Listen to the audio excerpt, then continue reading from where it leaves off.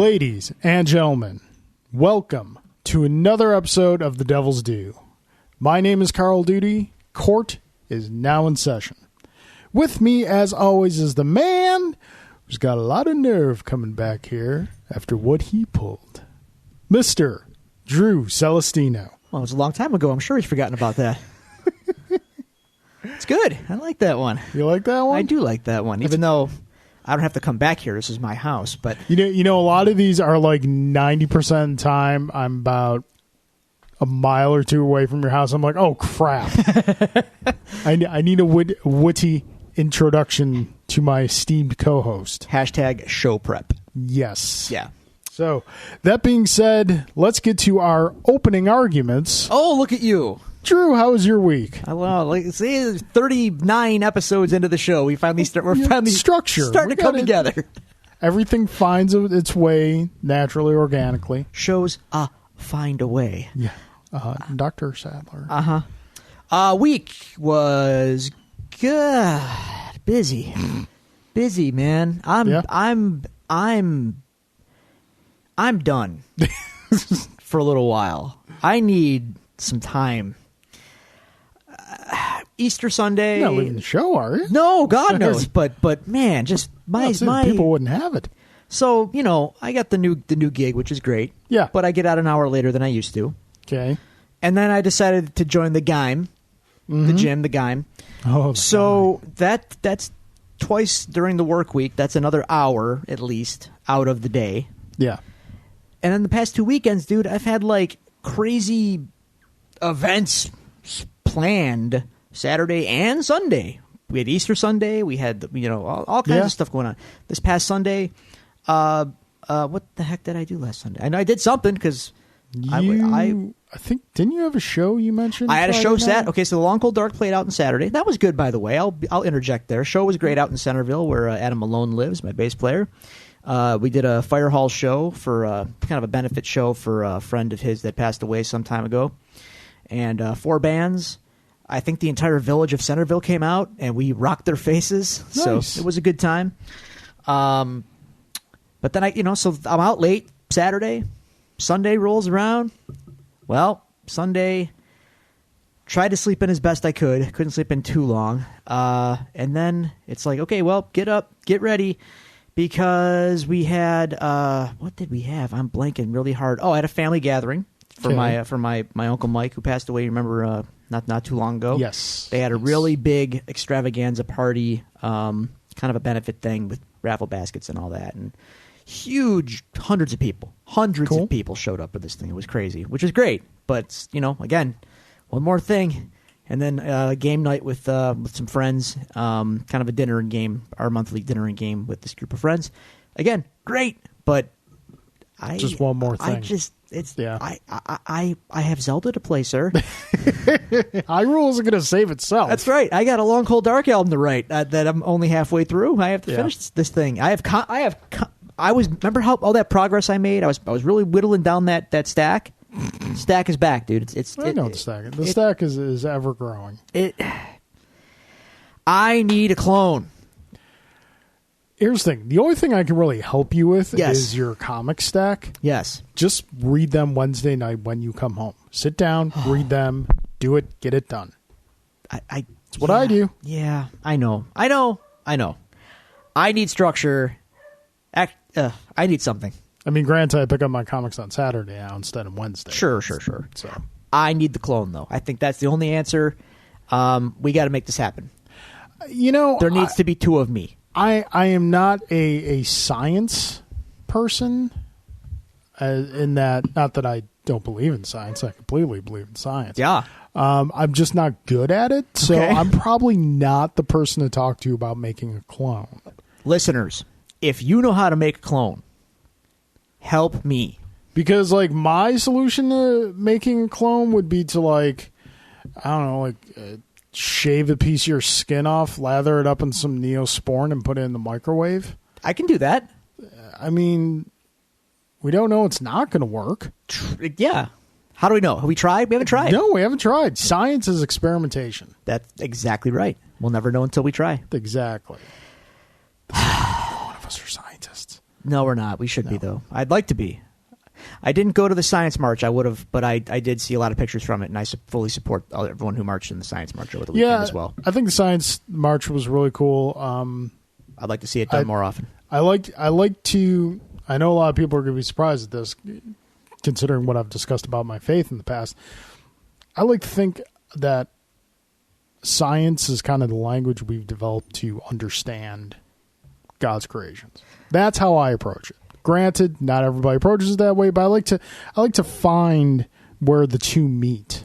Well, because the world's not flat, dude. No, don't tell Shaq that. Don't get me started. Without getting too deep into a theological discussion,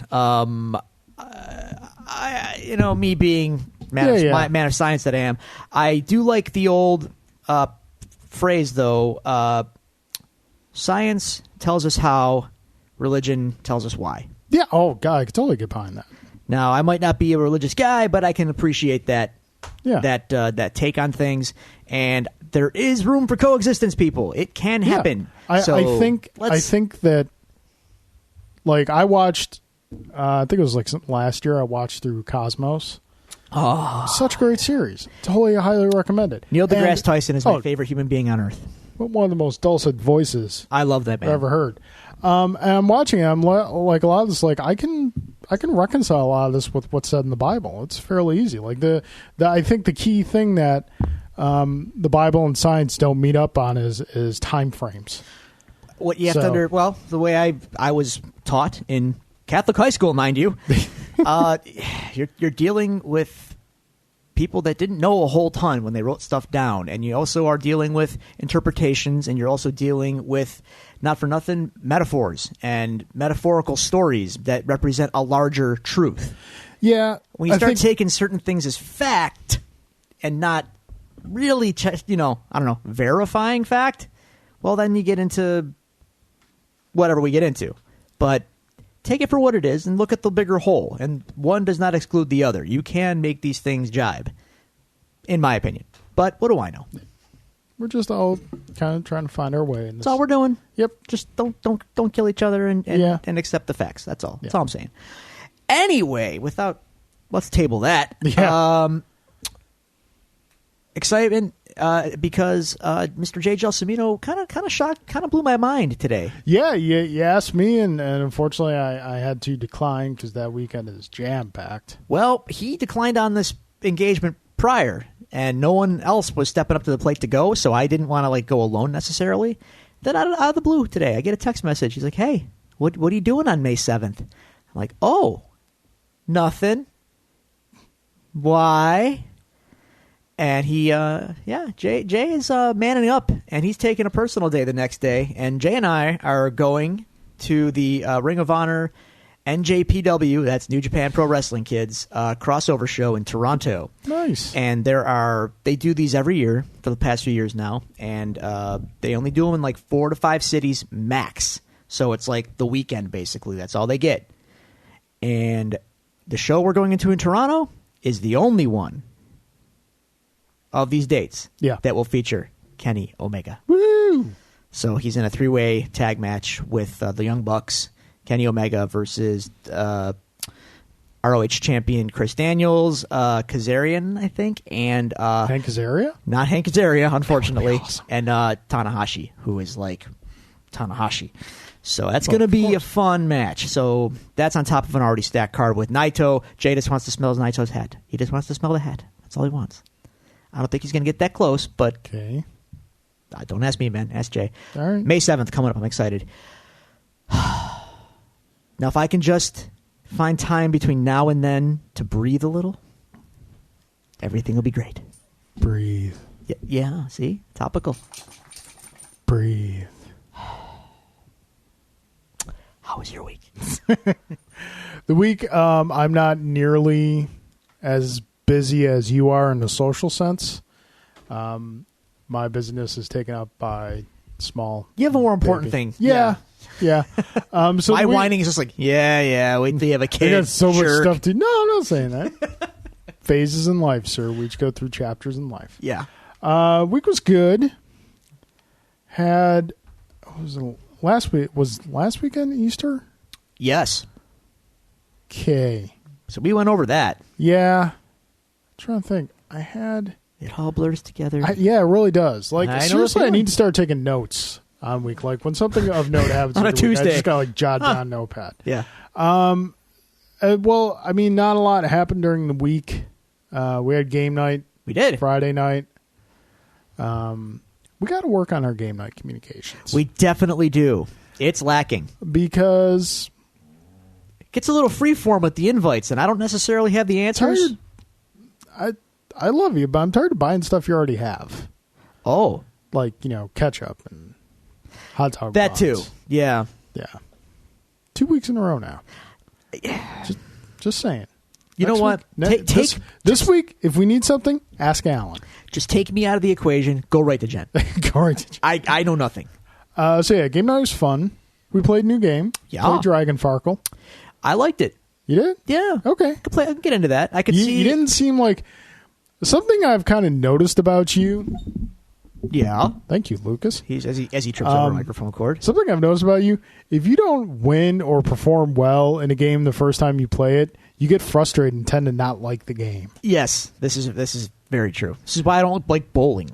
If you take me bowling, you'll find I'm very miserable because I'm not good at it. Oh, I'm terrible at bowling. I spend more time in the garden than a homeless guy.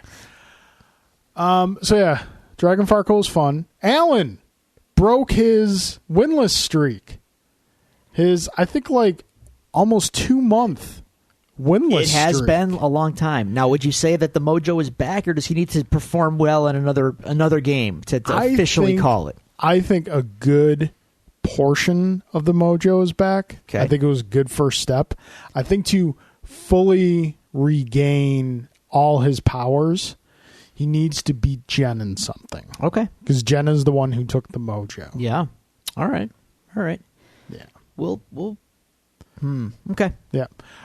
Julie was out of town this weekend. Uh-oh. So I was doing the single Single not like dad. single, but solo dad yeah.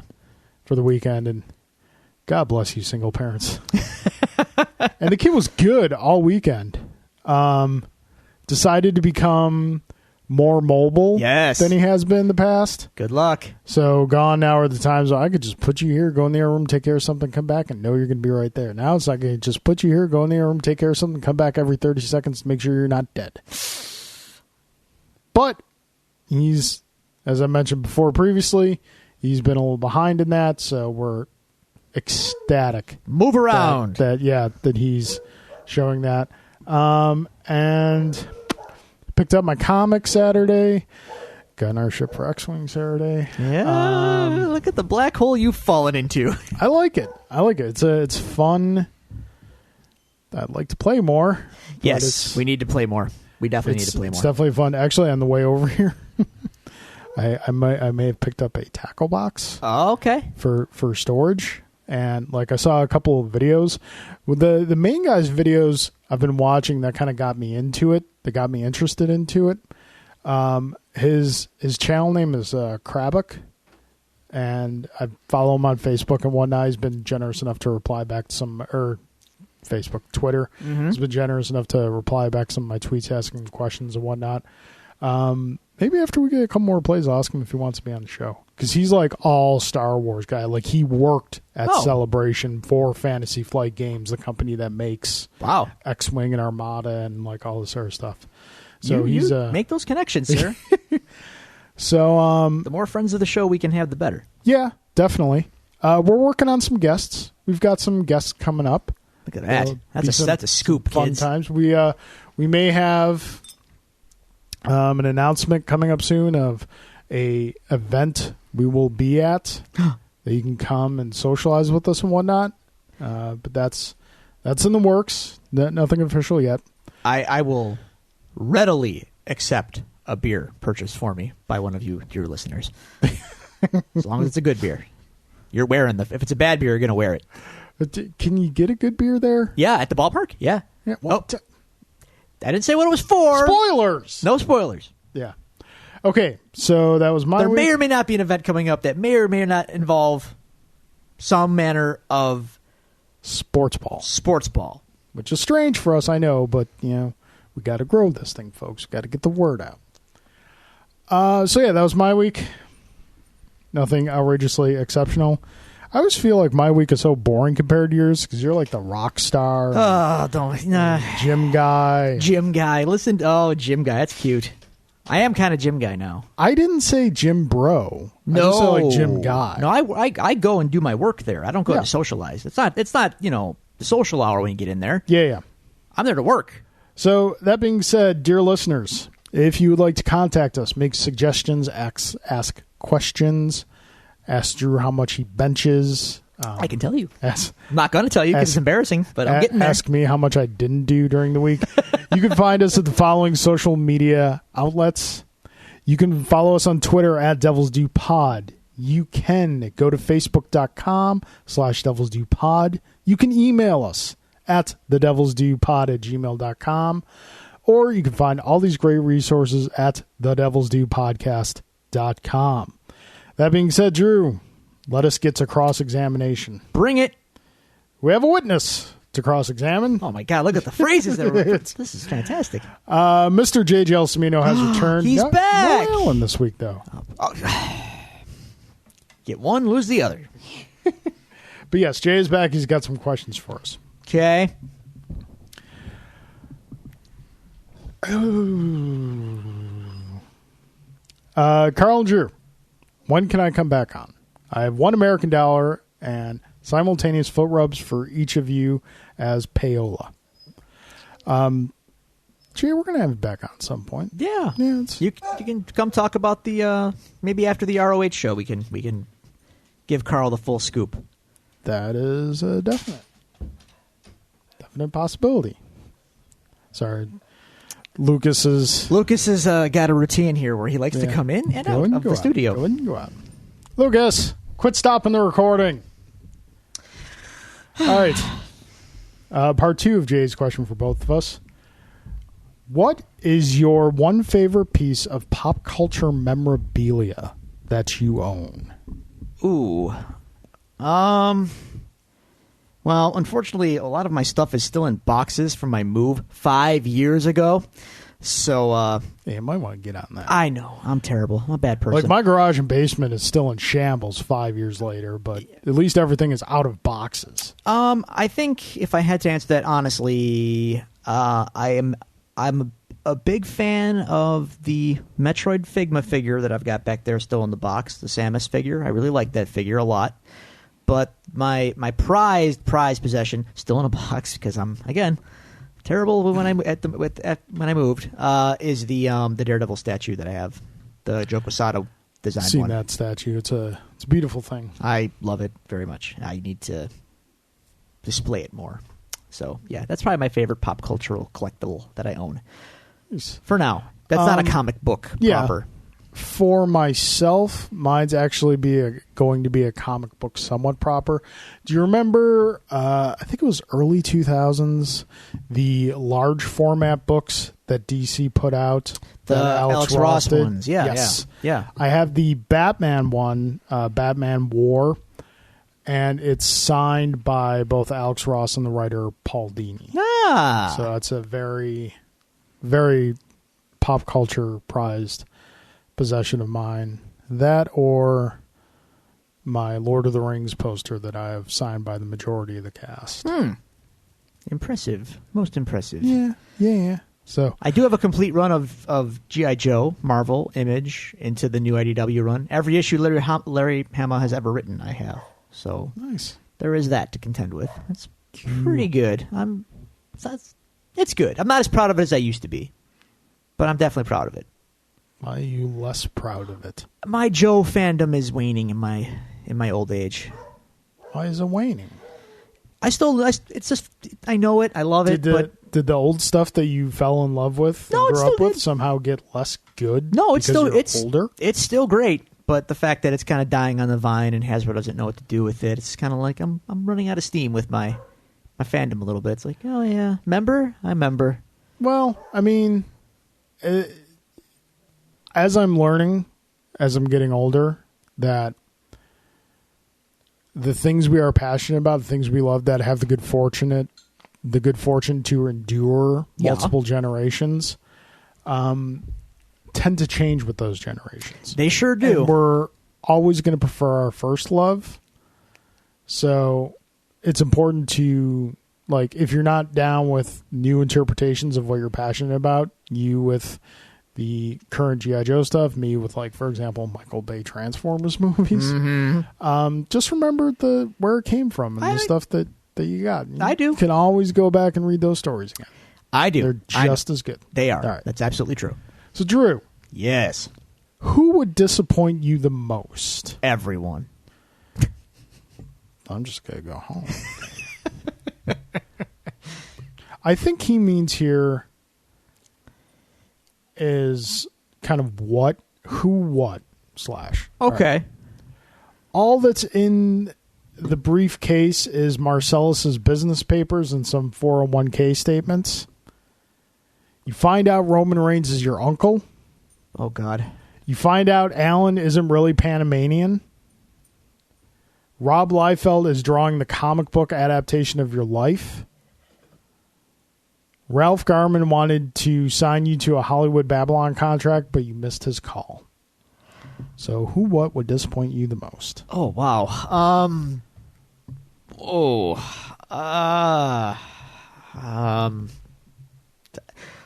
As much...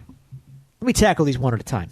Let me see that list. I need to see this list. Keep in mind, we were hoping to have a short show tonight. Yeah, that's off the table now. Because the past couple ones have been kind of beefy. I know. The briefcase situation, I mean, at this point, despite all the rumors and innuendo, I don't expect there's anything more than, like, some diamonds, some gold. If it turns out to be papers, I mean, you know, Marcellus is a low-key guy. He's the kind of guy who would send out 2 hitmen to protect the papers. Why they glow, I don't know, but we'll table that for a moment. Roman Reigns is my uncle. I would get to go to free events, probably, and he has the Roman Reigns money. Would you still boo him? Yeah. He wouldn't know. I'd be in the crowd. What if you... Well, yeah, but... Well, hold on. If you're going to events, you're probably ringside, front row.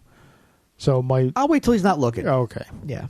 And then, okay, finding out Alan isn't really Panamanian. That would be shocking. I'm not going to lie. That would... Rob Liefeld is drawing my life story. Would you rather him draw your life story or draw the album cover to the next Long Cold Dark album? See, the thing is, when he tries, he can come up with something coherently exciting looking. Not necessarily good, but exciting looking. Okay. Didn't say it was good. Said it was exciting. Right.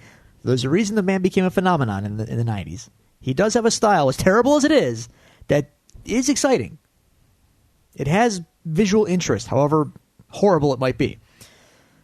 There's a lot of vanilla artists out there, that's all I'm saying. He could make my life story look kind of fun. I could have shoulder pads and guns. I'd be big. He'd make me really big. You'd have pouches.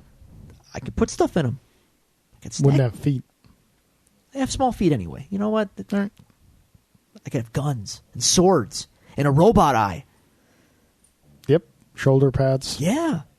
And like round guns. Guns that look like they're 3 jelly beans glued together. Kinda. Sure. And swords with like 6 blades on them. Yeah. Spikes on the knuckles. They're 6 times as good. Ralph Garman wanted to sign me to a Hollywood Babylon contract, but I missed the call. That would actually probably bum me out, because then I get to move to L.A., hang out with Ralph Garman, and become a raging alcoholic. Kevin Smith shows up once a week when he feels like it. That'd be fun. Thanks. Appreciate that.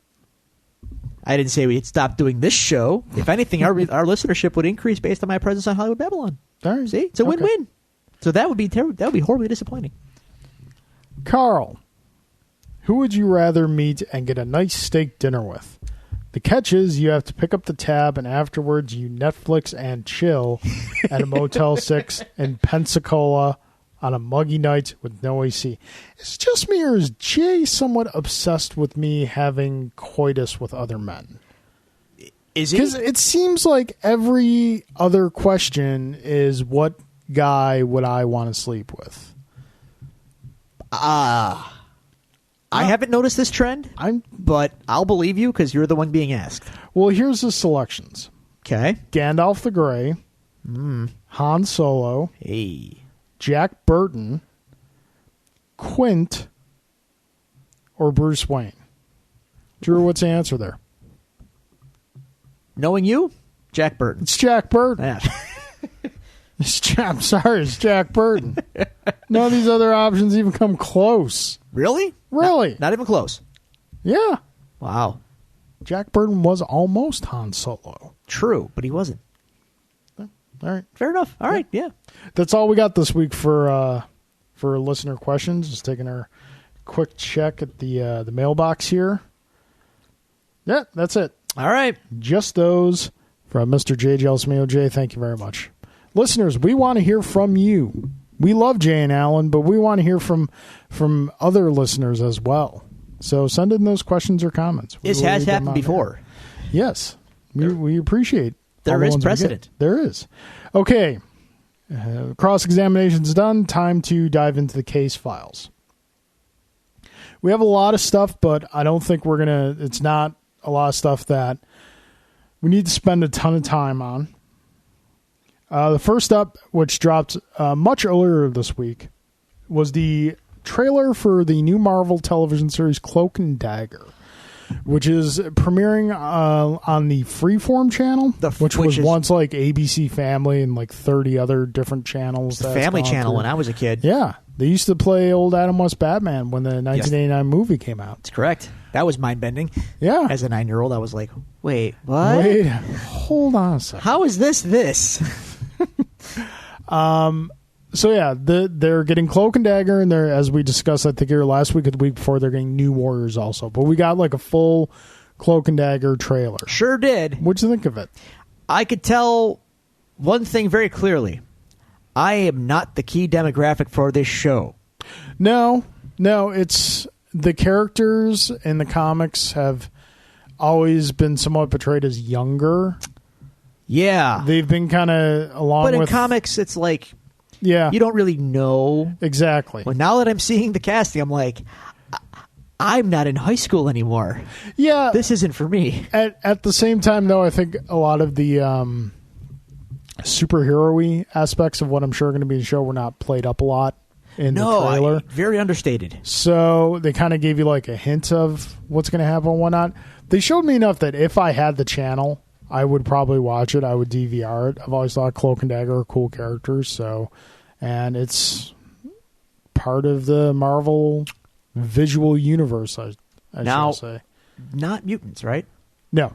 Okay. No. I don't think so. No. I don't think they're mutants. Okay. All right. I'm Just checking. 75% sure of that. Okay. Okay. Next item.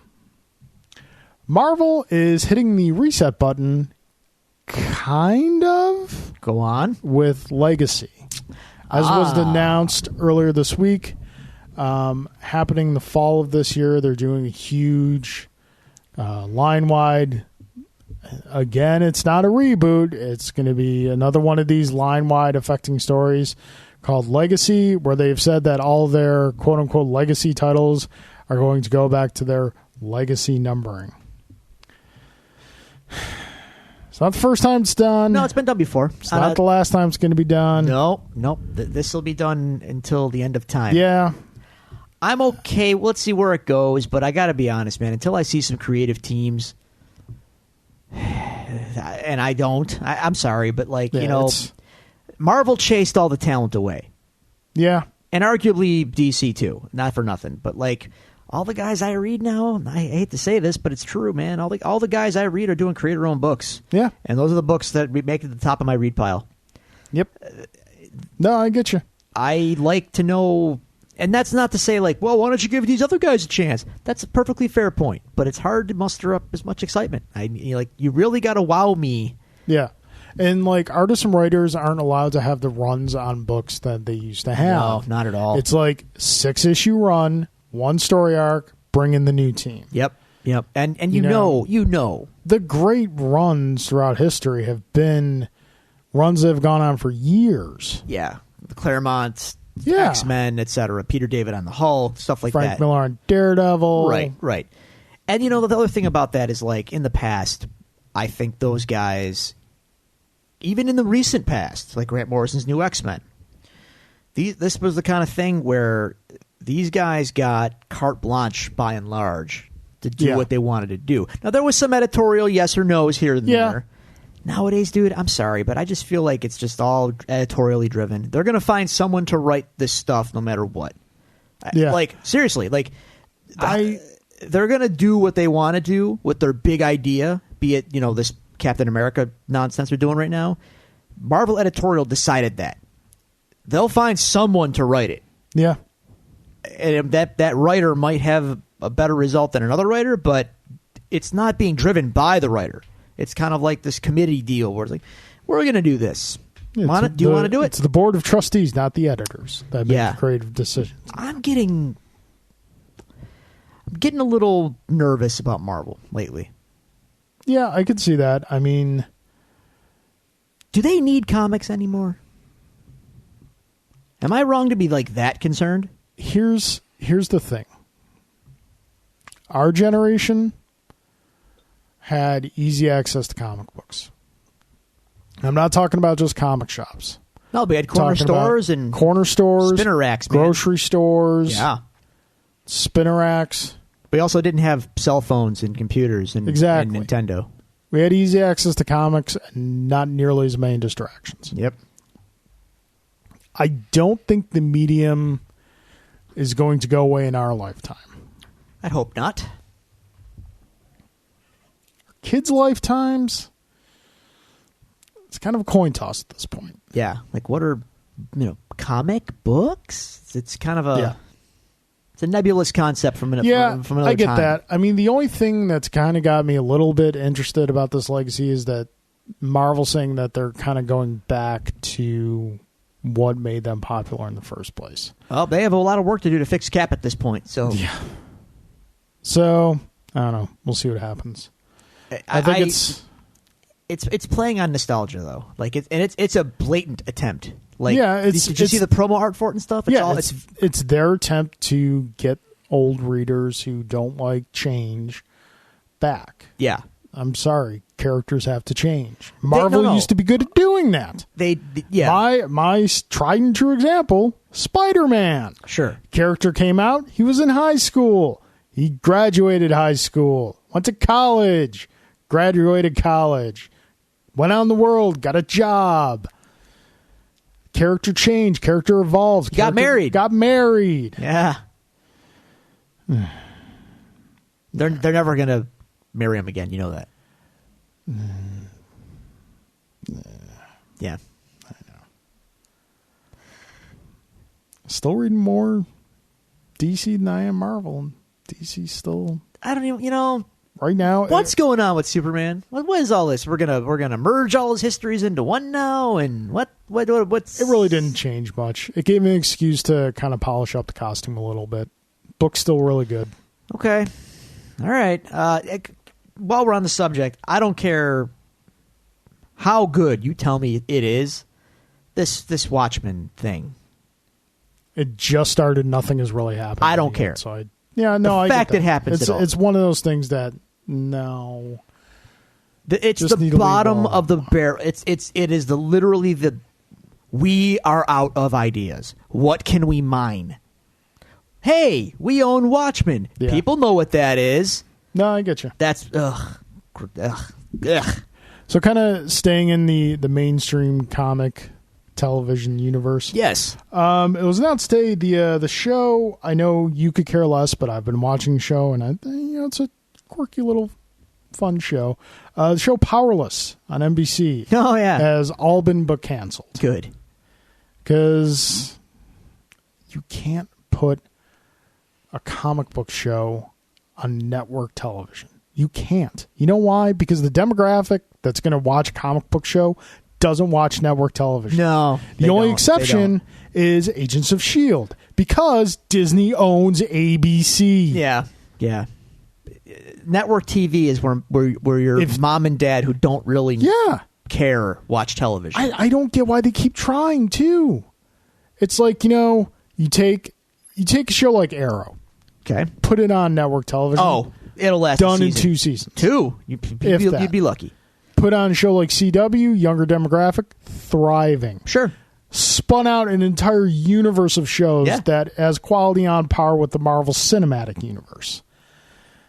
I don't get why they keep, like, they see that. No, the perfect. How did I not think of this a couple seconds ago? Perfect example: Supergirl. Okay. Supergirl started out on NBC. Yeah. One season, we're done with it. It's not getting the ratings we like for the cost is to produce the show. Moves over to CW, thriving. Yeah. Huge fan base. I don't understand that either, dude. I don't get it. And network television, stick to Dick Wolf shows. Comic book shows, go somewhere else. Go where people are going to care. Yeah. But there's a flip side to that argument, and maybe you're going to talk about it. What's that? The DC Young Justice show. That was one of the things I was going to get to. DC launching their own streaming service. That's the flip side. This is. Yeah, I kind of put this on par with the WWE network. It's not for everyone. Yeah. Niche. Yeah. And it's aggravating me because they announced a live-action Titan show. I can give that a try. Yeah. Young Justice Season 3. Young Justice Season 1 and 2 are easily in the top 5 superhero animated shows of all time. Well, you're going to have to pay to watch it now. Yeah. What's the price? They didn't say. Like with these streaming services, dude, there's everyone's going this route now. It's the new market. It's like, do none of them understand that it's not going to, look, you know why Netflix works? Because it's one price and it's everything. Yeah. Here you go. Now I got CBS or whoever. Who's making the Star Trek show? CBS. Okay, CBS. Oh, Star Trek Discovery, which is delayed to hell, by the way. Yeah. It was supposed to be the flagship show of their streaming service. Dude, I don't want CBS. What's CBS's streaming service? Network TV wants me to pay to watch their crap? Get out of here. Same thing. Like, how many of these services can The other exist? networks are smart. They're either on Hulu or Netflix. That's fine. They're That's all you need. Yeah. Segmenting it further into we're going to do our own streaming service. It'll be better. No, it won't be. No, I agree with that. You don't have the penetration. No pun intended. Netflix built their business this way. Hulu built their businesses. You can't just come in now and think you're going to get some kind of foothold and be better than them. It's not going to happen. Julie and I have Netflix, Hulu, and Amazon Prime. Amazon Prime we got primarily because we looked at how much we were paying in shipping during the holidays. Yeah. And we're like, you know what? Worth it. For a little bit more, we get the free shipping and we get some content. Really cool, content. Really cool content. Man, the High Castle. Oh, so good. So good. Keep hearing how good The Expanse is. I got to watch this show. Do you have Amazon Prime? Yes. Watch Man in the High Castle. Time, sir. God, you never watch anything I suggest. I don't watch TV at all. I haven't finished Iron Fist yet. Well, that's I don't want to. Can I say something really quick about this week's episode of Daredevil? Sure. Daredevil's not even in the episode. Matt in costume is not in the episode. Yeah. And this episode is better than, I would say, 98% of Iron Fist. Oh, yeah. It's not even a question. Yeah. It's like, you don't realize how bad Iron Fist is until you go back and watch Daredevil. I'm getting into an argument with Jen about this the other day. She's like, she's like, you can finish it when you want. I already finished it. She finished it without me. I'm like, oh, well, okay. And she's like, I liked it. And I'm like, Julie likes it too. But here's the difference. What do they like about it? The background with the character, and they don't have. Put that aside. For them, it's a totally original show. That's fine. For us, we had expectations going into it. Hang on. How about this? Forget the short show. That's off the tape. Forget the short show. Putting aside the fact that we know about this character. Yeah. This show, as a show, as something that people wrote scripts for, money was spent. Happy Meals were made. Dollars were spent on this show. And I'm watching it thinking, this is badly written, badly choreographed. Yeah, it fits into the big thing that I do like, but it's making me like that thing less because it exists and it's not good. It's devaluing the thing I like. I don't want the Marvel TV stuff to be weighed down by this thing. And I feel like now it is. Like, oh, yeah, because gives everyone that little excuse. Like, well, Iron Fist could have been the death knell. Defenders might not be as good now. I don't need that. I think Defenders will still be good. I hope so. I'll be amazed if we run into pacing issues with Defenders, seeing as they only do 8 episodes. That's fine. But anyway, my overall point still stands, though. It's just like, I don't... On what grounds can anyone consider this good? Yeah, no, I know. It's not the worst thing in the world. It's not the best. We're judging it against, like, something that is... I know. I sound really irrationally angry. But I just... Wait a second, Drew. I know. You sound irrationally angry? It's so unlike me. It's... oh, God. Anyway, no, moving on. Like a flower marrying a bumblebee. I told you to shoot, but you didn't listen to me. Why didn't you believe me? Okay, we had two big dates on us dropped on us today. Okay. Two. One you're going to care about, one probably not so much. All right. I'll start out with the one that I'm going to care about more than you. Okay. Marvel vs. Capcom Infinite released a story trailer today. Did you watch the trailer? I did not. I did not. Why would you care about stuff? I was at work, dude. You know, I was at work too when I watched it and sent it to you. Good for you. I won't report that to your higher ups. So, to everyone's, like, we knew there was rumblings that something was going to come out. The expectation was we weren't going to hear much until E3. Okay. But there was rumblings that something was going to come out, and a partial roster list leaked a couple days ago. Okay. There was no surprises on it. I think it was like Thor, Hulk, Hawkeye, Strider, Chun-Li. Strider, wow.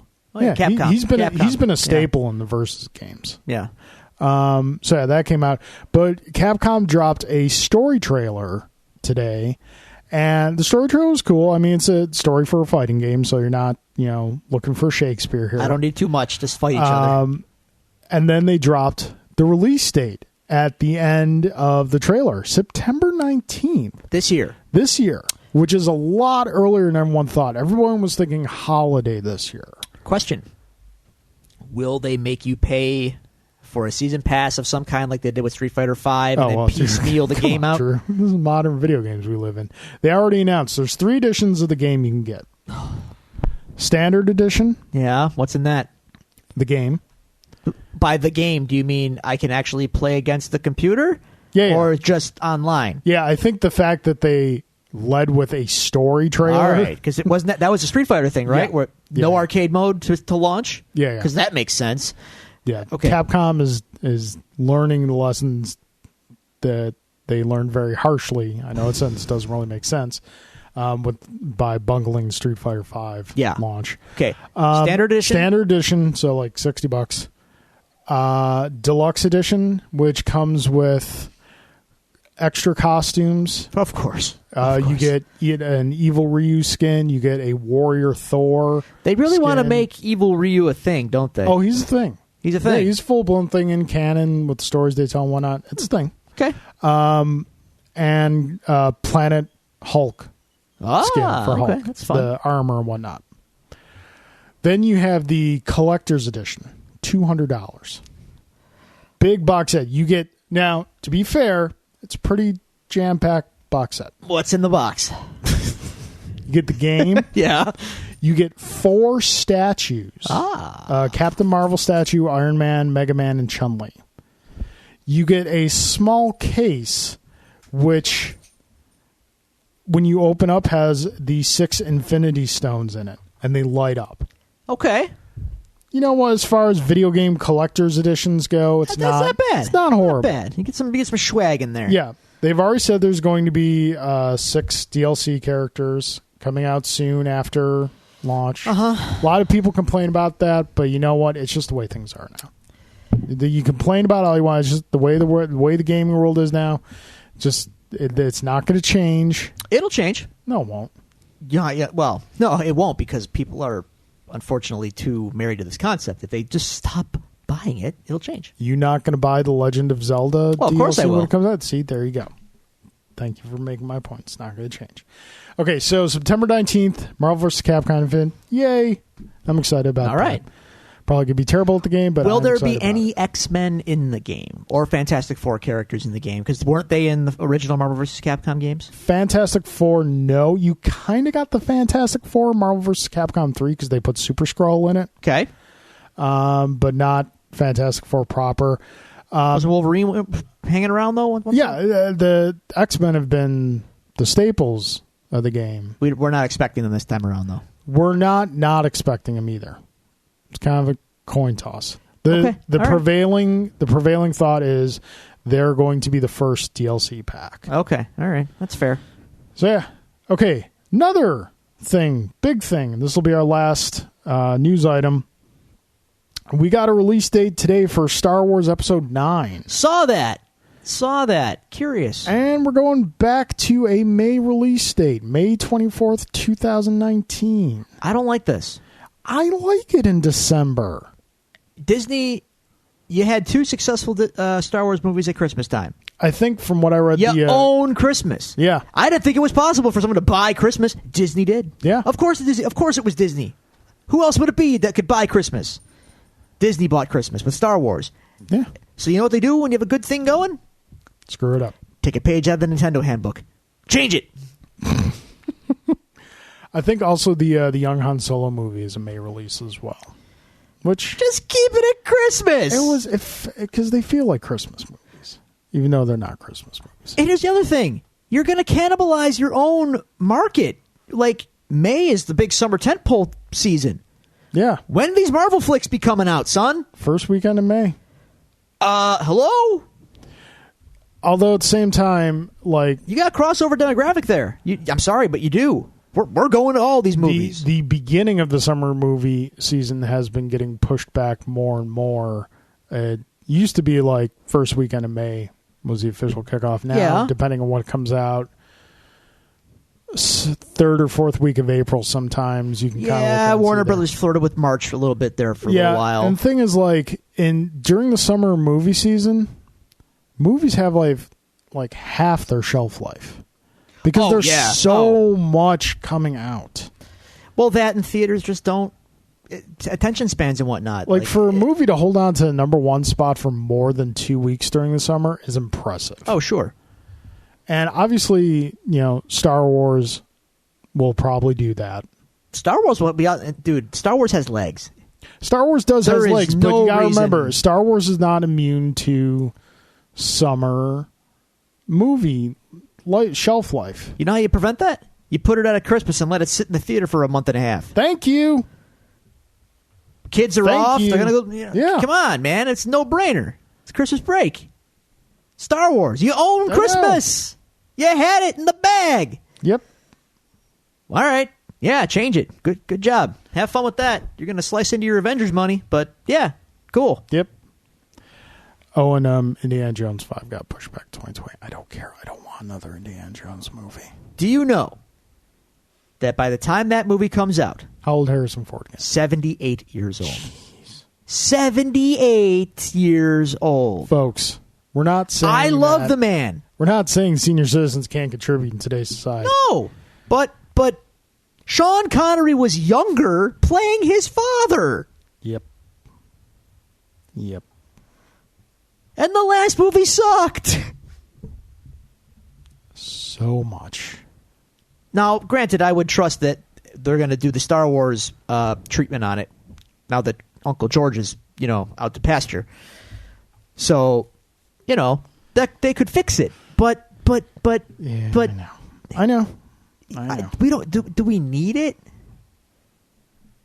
No. Do we need it? We don't need it. We don't need it. We don't need it. We don't. I love you, Indy, but I have your great movies. We have 3 great Indiana Jones movies. And those movies were, to be really honest with you, those movies were made at the exact right time to be made for what Indiana Jones needs to be. Oh, yeah.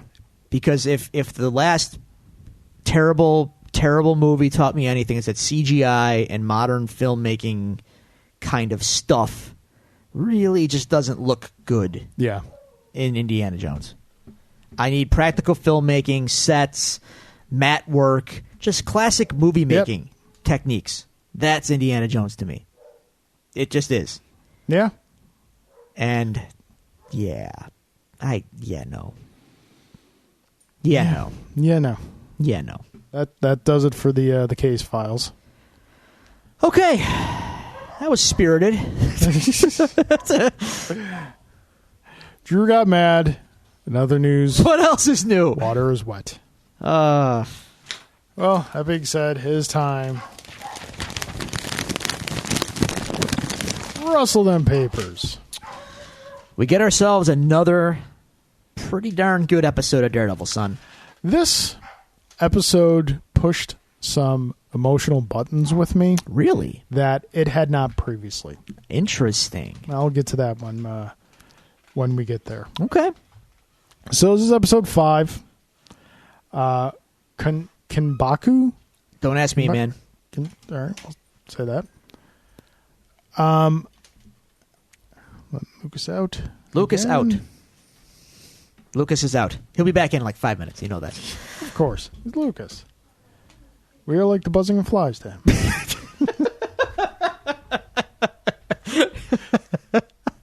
I just picture him as a big floating Lucas head in the painting. Instead of the slime, he's just drooling. I, Lucas, scourge of Carpathia. Oh, this is fantastic. Because Lucas has a voice. Oh, you don't hear it. The Lucas voice. Lucas sounds like this. Bring me a dinosaur so that I might live again. That's Lucas.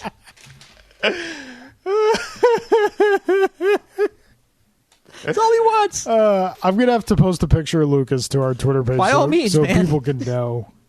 Enjoy those, Lucas. All right, so we open up with this episode with Yes. Nelson and Murdoch, party crashers, College kids at law. floppy hair Matt. Yeah. Oh, baby-faced floppy hair, Matt, by the Yeah. way. That stubble really sells the character, if you will, because when Yeah. you see him as a shaven lad, He looks like a kid. he looks 5 years old. Yep. He's like boy in his dad's clothes. Yeah. Pretty much. His dad's wingtips. So, but like I mentioned earlier, this episode is an episode of a superhero television show in which the superhero proper does not show up at all. No, this is all Does not make an appearance. This is all character work. And it's freaking incredible. This is a great episode, and you almost forget. Like I remembered this episode, but I didn't remember it. Yeah. Watching it again, man, this is great stuff, and you get so much depth on a lot of Matt, Elektra, the whole they do such This a is great like job. the Cottonmouth episode of Luke Cage. Kind of. It all works. Like you get these people immediately. The way they tweaked Elektra's character a little bit. They made her a little edgier, and it works. Well, as we mentioned, we haven't had to do this in a while. Let's talk about Elektra, shall we? Elektra, created by the immortal Frank Miller Yeah, on the Mount Rushmore of Daredevil. absolutely. The character first appeared in Daredevil 168 in January of 1981. Now, as we discussed when we did Man Without Fear, Yeah, we did our review of that, Elektra's definitely gone through some changes over the year. she has. This Elektra more closely resembles her original appearance run at some times. Then other times she is the Elektra from Man Without Fear. They struck a good balance with the character. You know what she's not? What? Elektra from the Daredevil movie with Ben Affleck. No. This is not Jennifer Garner, No. who No. did not look Greek in the slightest, son. Nope. Not that the current actress is Greek, but she looks a lot more Greek than Jennifer Garner. To be fair, you don't look Greek either. Only a quarter Greek. That's why. Well, I mean, just saying. Oh no, John. I don't take offense or anything. So yeah, we've got the party. Nelson and Murdoch are there to kind of make connections. And Matt's about to be escorted out of the party They got busted. until Elektra speaks up and says she's me. Elektra in the show played brilliantly by the actress, and I'm probably going to butcher this name, Elodie Young. Elodie Young. Elodie Young. You know what else she was in? What's that? Check her IMDb. Something that something significant. Something that you are gonna notice just because it's something that is pertinent to me. You'll know when you see it. Oh yeah, she was Jinx in the not not terrible horrible G.I. Joe. Yeah, movie. that one. That's right. Now, what's amazing if I remember about correctly, that? she was a decent Jinx. Here's the thing. You blocked it from your memory. Well, no, that one I have bits and pieces of because that one's actually not the worst movie in the world. There were times I was in the theater with you when you saw it, and there were times where you kind of perked up in your seat. There was some interesting compared to the first one. Cobra Commander was Cobra Commander finally. Yep. His tanks. His tanks, dude. His tanks. Firefly. Ray Stevenson is Firefly. Okay, you got my attention. Bruce Willis. Channing Tatum died. All right. Anyway, no, but like you think about when I just think about her being in that movie in such a small role, and you just think to yourself like, she can't be much of an actress if she's like taking this role in this movie. And you know what I mean? Like, yeah, actors and actresses got to eat. Well, what I mean is I didn't think much of her as an actress. Watching her now in this, though, it's like she's great. Yeah, she's really good. She is part of what pushed emotional buttons for me. Okay. Because, all right. Are we getting some college stories out of you? No, not college. High school? No, this is like 20s. This is not too distant past. Oh. This is just before I met Julie. Oh. So not all of us, sir, are as blessed and as fortunate as you are in having met your wife in high school and have had a very long, wonderful relationship. Yeah. Some of us had bad luck with women and whatnot. And a lot of people out there probably can relate to whether or not you've had good luck or bad luck with the opposite sex. Some of you out there have had that one relationship where the person just kind of worked you like a puppet. Yeah. And could just be very controlling and manipulative and just not treating you right. Well, I can't relate. Treating you well enough to keep you coming back. I can't relate to that in my adult life, but in my teen dating life, I had a thing for a girl that was. Yeah, when you get to be an adult, it's on a whole new level. I believe it, and I had that before. Like that was the relationship I had before I met Julie. Okay, and it screwed me up. Like I am a totally different person today than I was before that woman came into my life. Okay. Like, I was a lot more optimistic. Oh, my God. Yeah. Because of the two of us, I'm the optimistic one. You are. You absolutely are. Yeah. A lot more gullible. Say I was very, I was stereotypical hopeless romantic because we touched on a lot of this, last week throughout high school, writing terrible goth poetry. But, I have to read some of this sometime, by the way. No. Oh, we're going to read some on the show. No. We are not. Oh, we are. And just like hopeless romantic, love conquers all, love is all you need, all that crap. Okay. Because love is not all you need. The only reason John Lennon wrote "Love is all you need" is because he was rich. Love is the foundation that you build on, but it's not the house. And I thought love was everything back then. Then, that person came along and just did a number on me. And it was one of those where you see your friend in that relationship and you're just like, no. Everybody was telling me. And you didn't listen. No, and I was like, no, it's okay. I can fix her. Yeah, there was a lot of that. I'm not going to lie. There was a lot of that going on. Yeah. Like, this was one of those women that were always with jerks that treated them like crap. And then you became the guy. And I was like, crap. I was the nice guy. I'm like, I'm the nice guy. I can change, not so much change her, but I can fix her and I can make her see how she should be really treated. And yeah, then she just treated me like guys treated her, and it destroyed me, completely destroyed me, and which makes me realize how lucky I am. There's the right answer. To have the wife I have now. A perfect example of this, then we'll get on with the rest of the episode. Because I was surprised like how much... I had a weird feeling that this episode might stir up some feelings in one of us. I'm not sure why. Elektra was pissing me off. Because the first time you watch the episode, you're like, oh my God, it's Elektra. This is going to be so awesome. Yeah. The second time you see the episode, you're like, it's Elektra. It's going to be so awesome. When you're familiar with it, you're like... I've had an Elektra.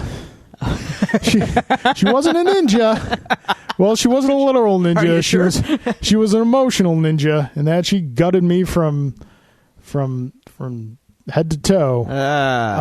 But it just made it like perfect example. At one point, this female came to live with me and my family. She was no longer able to live where she was living. And I was the only one. It was like me, my dad, who did most of the moving. And like at the end of it, when we had her all moved and everything, I was like just physically wrecked. I was destroyed. She's like, I should give you a back rub. Yeah, I never got that back rub. Oh. Flash forward to my early relationship with Julie. I can't remember what it was. We did something that was like moving a lot of stuff, and I was just really sore. And she just started to rub my back. You got a back rub. Not asking, just knew that it needed to be done, did it. And Julie showed me how someone should be treated in a relationship. And that is something I will be eternally grateful for. There's a lesson in there for all you kids. If you have an Elektra in your life... Yeah. Elektra is not the woman you take home to mom. No, you can go have some fun with her, but Elektra is the woman you have the weekend that will haunt your dreams for the rest of your life with. Not the one you take home to mom. Yeah, she's the bad girl. Yeah, you don't take the bad girl. Take Karen Page home to mom. Sure. Well, yeah. Yeah. I realized what I said after I said it. That's fair. You take Mary Jane home to mom. Yeah. Okay. Or Gwen Stacy. Or Gwen. Sure. Jean Grey. Jean Grey. What else did Janet Van Dyne? Sue Storm. Sue Storm is like the ultimate. As long as it's not the 90s one. Yeah, take Sue home to mom. Are you talking about the one in the revealing costume? You know that wasn't Sue Storm. That was a Skrull. Okay. Just saying. Did Reed tap that? I don't know. Probably. That was a Skrull. All right. Rabbit Trail, reining it in, getting back to the episode. This episode is a lot of flashbacks. We have been roughly flashback free or flashback light for the past couple episodes. Yeah, it's been pretty much straight up. But we get back to kind of Daredevil form with flashbacks in this episode. Flashbacks to Matt meeting Elektra. Like the whole episode opens with a flashback. Question about the meeting. Yeah. Now they hit it off. I want to say almost immediately. Matt picks up on her. Yeah. Like very quickly. They know each other's game. Here's the thing though. Why did she bother? See, when they first start talking, she pegs him as a loser. And she's like, whatever. It's like, girl, you don't even have to be having this conversation. You vouched for him to stay. Yep. Why to just let him leave? That's my only little question about this episode. Okay. Like he said, boredom. Okay. She's bored. She is bored. And Matt figures that out. Yeah. You're bored. Yep. They are very much made for each other at this stage of their lives. Yeah. They are very much kindred spirits. They're made for each other, but they're two elements that when you combine them become extremely volatile. Yes. And therein lies the problem. Yes. So look at us being more sciencey. Oh, yeah. So I have a note here, and this was probably, from what I was talking about earlier, bad women make good men stupid. Yeah. Yeah. And vice versa. Yeah. Oh, yeah. Mm-hmm. So Elektra now is back in Matt's life. Now we get the little flashback to their meeting, and then we flash ahead to where she's in his apartment, and she makes the same remark about the beer that Stick did. German piss Tastes beer. Like piss. Yep. She wants, and I'm sorry, but I love the way Matt treats her in this scene. Well, you're it's coming. It's coming from a place. It's coming from a place. Don't get me wrong. Get out of my house. I love it. Oh, sweetheart, you don't get to break into my house and tell me about trust. Yeah. Yep. And he says that to her too, man. It's great. Now she wants help. Yeah. With Roxanne. Roxanne's kind of always in the background. They're always doing bad stuff. Predominantly in the television stuff. Yeah. Agent Peggy Carter, Agents of S.H.I.E.L.D., and now this. They're always just kind of in the background. Never trust those oil companies. No. And something about her father's dealings with them, and she needs Matt's help as a lawyer to get the money or whatever. Yeah, I had a question. He doesn't trust her, though. Yeah. Oh, well, of course not. You don't trust that kind of person. No. Again, you having been more versed in the Daredevil comic books, flashing back to the Daredevil movie, because Elektra mentions her father here. Did her father have dealings with the Kingpin in the comics? To my recollection, no. But I'm going strictly by the Man Without Fear. Okay. I could be totally wrong. All right. But I don't think so. I think that was fabricated for the movie. Gotcha. So, let's see. But I don't think he was a saint either, because he had often armed men guarding his daughter and his estate and things like that. So, they don't really specify in the show how he passes away, right? No, she's just mentioned him. That just got me thinking. All right.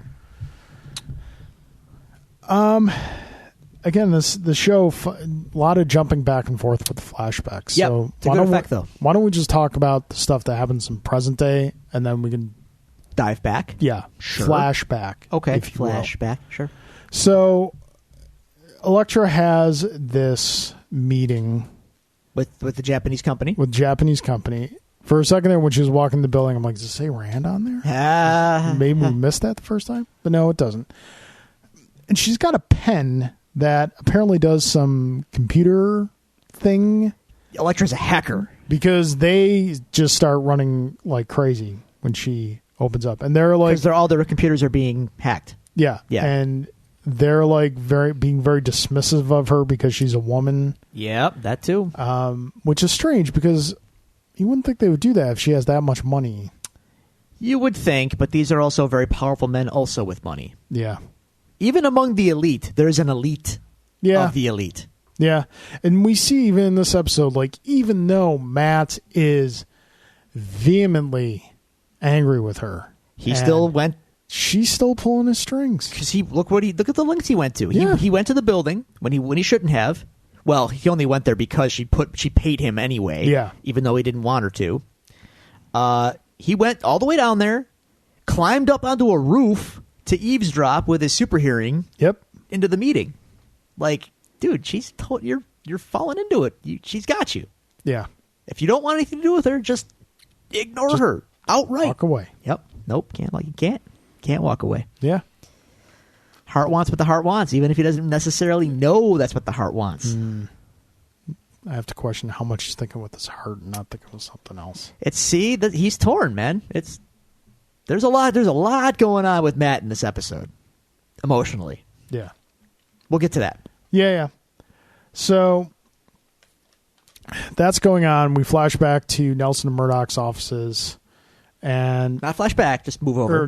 We flash over to the Nelson and Murdoch offices, and Reyes is the DA. The DA right hand man shows up demanding all the files on Grotto, and Foggy's like, "Sure, show me a subpoena and you'll get him." Yeah, and the DA apparently has some sort of stranglehold on Nelson and Murdoch that is like alluded to in previous episodes, but they didn't flush out what is really happening. Yeah, I think it just comes down to the fact that we go from episode 1 where the Nelson and Murdoch offices are bustling with people looking for representation to this episode where they're completely closed, which I didn't quite. Well, did you miss the part where Matt was busted up for a little while and Foggy tells him in this episode, he says, well, it's hard to get clients when we're closed. Yeah, okay. Yeah. So, in other words, we can't be, if you're out of action and we can't all be here all the time, it's hard to maintain a client base when we aren't open. Yeah. The DA just seems, the way I look at it, I don't know if she has any like sort of leverage over them, but she knows they're small time, and if she wanted, she could basically crush them. Yeah.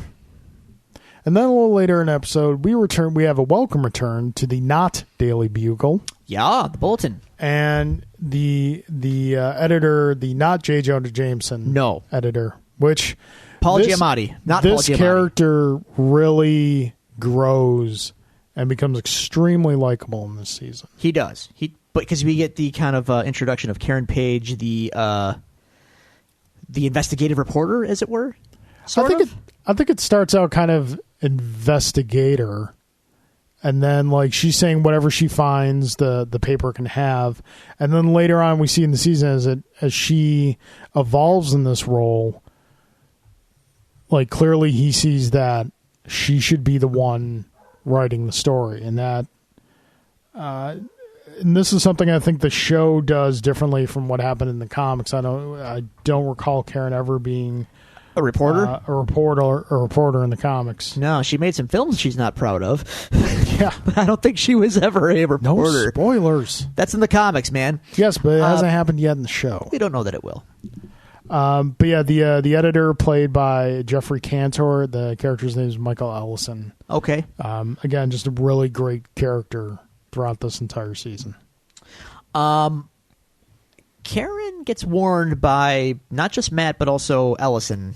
Like, yeah, Karen still doesn't understand how journalism works. That, and she has an eye for, she has a nose, maybe is the word, a nose for danger. Yeah. Like, you're snooping in some pretty deep waters here. Yeah. She's telling Ellison everything she has, and Ellison's like, can you corroborate it?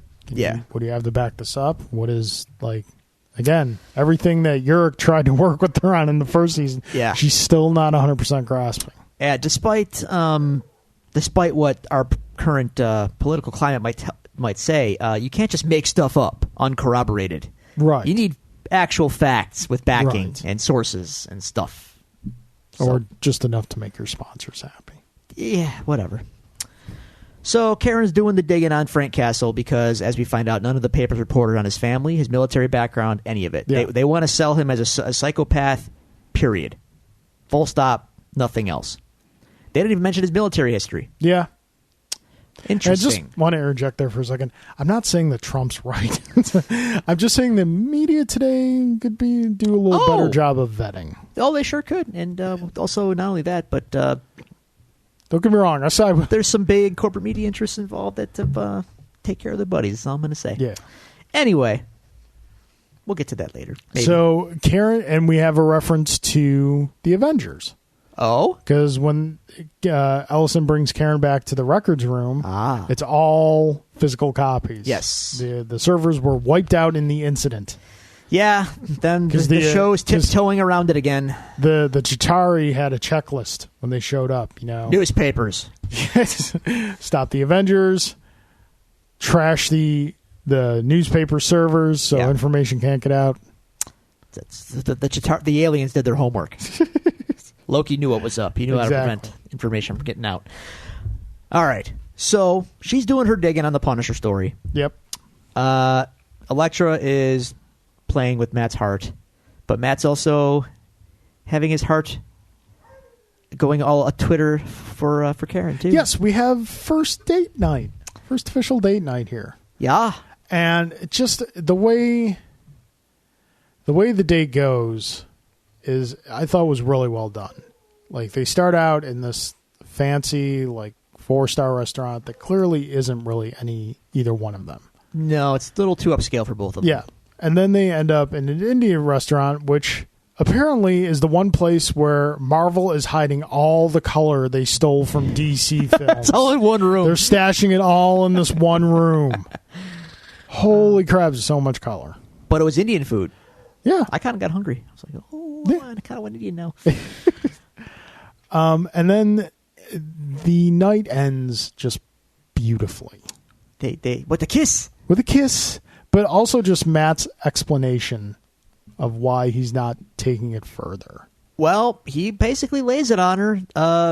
I really ruin everything good that happens to me. He's self-aware of his failures in this area. Well, there's also the degree of the guilt coming out again. But then again, he does have the self-awareness to know, I'm bad at this. So I'm going to tread lightly because I don't want to be bad at this. Yeah. That's good, Matt. Yeah. No, that's good.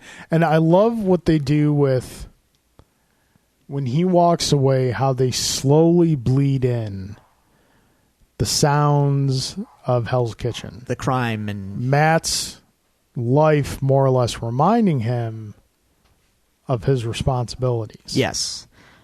Also, the fact that this episode is interspersed with flashbacks, Matt saying, I ruin good things, and I'm going to put the brakes on this relationship. Well, when we flash back to all the Elektra stuff, we see why. Because that goes from 0 to 60 real quick. Yes. Matt goes headlong into that whole thing as a young lad, and Matt gets into trouble. They're hot and heavy, and they're hot and heavy. like but Elektra is going back stealing cars and breaking and entering and going back. Well, I think it's safe to say that Elektra is unlike any woman Matt has ever met. Yes, which explains the attraction for someone like Matt. And I don't say this to be negative or anything, but for someone like Matt, college girls are probably not very challenging. Your words, not mine. Would you say that Matt has many... I was going to say interesting. Well, interest is interest, but I think... He picks them off like a lion takes out a gazelle in an open field. We've discussed Matt's prowess in that regard in the comics. But Elektra is in a completely different league. But it's not that she's hard to get. She's a completely different kind of person. Yeah. She's not... A college girl, gullible, bright-eyed optimist, if you will, all that, college girl. She's seen some stuff. She's done some stuff. She's a bad girl. Yeah, she has a capoeira master. And Matt likes the bad girl. Well, at this phase in his life. Yeah. So when we see like how much Matt is willing to open up to her in the scene in the gym. Yeah. Where he's just like... We'll get to that. Well, I think we're kind of there. We're there. Yeah. But he opens up about how his father was killed. This is where they kind of really bond. Yeah, because you can tell, and not only can you tell, but he also says it, he's never been this open with anyone. Right. With anyone. Yeah. Like probably even Foggy. No. Well, Foggy also didn't figure out his secrets either. Yeah. Which Elektra does in this scene. She knows that he's not totally blind. I think. Well, also we have to flash ahead to what happens in later episodes of the story, given Elektra's background with Stick. Well, yeah, that's she probably had on. some inclinations. Maybe, yeah, it's later on. Like she figures out that Matt is not what he appears to be, and that he, yes, he's blind, but no, he's not. Yep. And then it's for a brief time, it's Matt versus Elektra. Yeah, they fight, and they're not pulling punches. No, they're going all out, and that's part of the attraction. Oh, is it ever? Because the fight turns into a wrestling match, and the wrestling match turns into, coitus. The hunka chunka, as it were. Also, can I point out, that is the last... if I could think of a least hygienic place to do that, a dilapidated gym boxing ring is probably it. There's a lot of sweat. Years of and a lot of blood. Sweat and grime and mildew, and that place has been closed for a while, and no one's mopped it. That's... Don't take your bits out there, man. Nope. So the next phase we move on to is they kind of jump right into it, where Matt and Elektra show up in a different car. Yeah. At a house. This is again in flashback. Yeah. Yeah. Well, we're going through over all the flashbacks. Yep. So Elektra snowballs Matt into thinking, oh, it's just a client's, work associate's house. They're not going to mind and whatnot. Until the owner of the house comes home. Yeah. Yeah. And then mind you, in this scene, just for a moment, before he comes home, they're in the kitchen doing their thing, and she's talking about their life together. As in, like, down the road with the kids. Yeah, and what are we going to be... kids, whatnot. Like, they're headlong at this point in love with each other. Yeah. It's big. It is. Big. It is. And then the mobster who had Frank had Matt's father killed. Yes. Turns out that's his house. And Elektra found him for him. Yeah. He didn't ask her to, but she did. Yeah. We get to see a lot of what we were talking about in the last episode. Not the last episode, the rooftop episode. Yeah. The debate episode. We could see the moment where Matt is brought to that line where he has to make that choice. Right. And this choice here in that moment is going to affect him for the rest of his life. This is the crossroads of his life. Yep. Right here. If he kills the guy, he takes one path. If he doesn't kill him, if he holds to his principles, holds to what his father instilled in him, obviously he takes another path.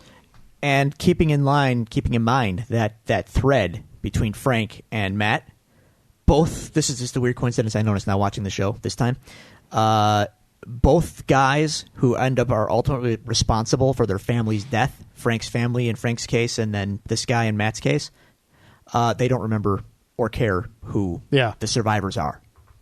They're not even memorable to them. Yeah, that's the kind of people these people are. He remembers who Battling Jack was. Yes. But like he said, he's killed a lot of guys as fathers. Yeah. And it's funny, I commented to you, it must not be a very good mobster because not a lot of mobsters would really go to ground the way this guy did after killing a boxer. He was in hiding. It's not like he killed a capo or something. No, but he probably had other stuff that he was responsible for that put him into hiding over the years. Right. I can deal with that. So Matt makes the choice not to kill him, which Elektra does not approve of. Yeah, and Elektra she was getting hot and bothered by that beatdown. She was all ready to end that and then start something new. Yeah, taking it to another weird level. Yeah, but that's what she's in for this. Yeah, but then Matt picks up the phone to call the cops, and Elektra vanishes. Yep. And that brings us to the end of the episode. Question? Sure. Just a quick question. Matt doesn't kill him. Elektra doesn't kill him either. That guy never came for Matt? Because he does figure out who Matt is eventually. And he says he's going to paint the town with his blood and stuff. And that never really pans out, does it? I think this goes back to kind of a throwback to the Daredevil film. Okay. When in the film, Daredevil beats Kingpin.